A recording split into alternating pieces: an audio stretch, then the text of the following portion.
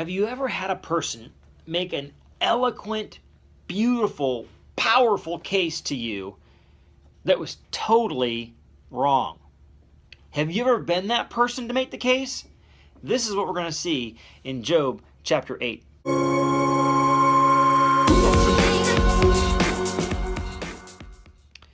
In Job chapter 8, Bildad speaks for the first time. He's the third friend of Job, or the second friend of Job, actually.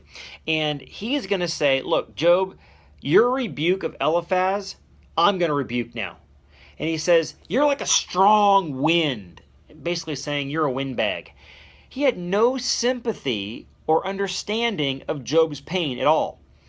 He basically says, look, obviously, your kids have sinned. I mean, all 10 are dead. I'm not saying they've sinned, but I'm kind of saying they've sinned.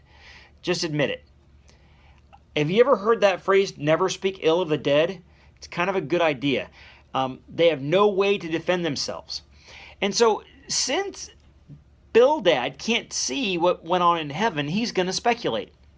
Now, the truth is, since you and I don't know what's going on in heaven, maybe we ought not speculate about other people's lives. Maybe we ought not say, well, obviously you did something wrong because, hey, look at all this has happened to you. Pretty bad idea. The amazing thing about Bildad is he has amazing wisdom that he spews out. Vivid pictures of papyrus and reeds and spider webs.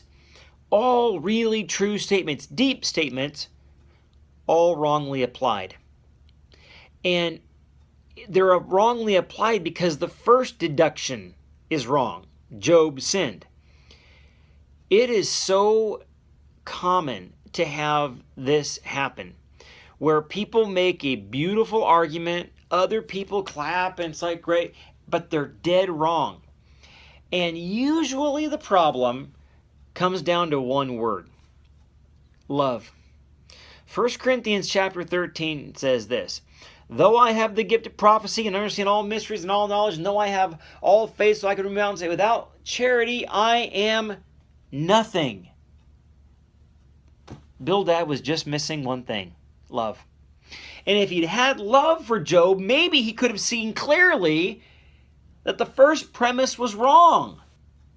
And with that first premise changed, Job sinned, all this other wisdom would have been not wisdom at all.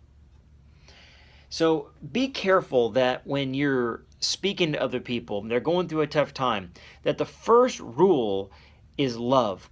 When you come into contact with folks today, make sure that your first rule is love, not judgment.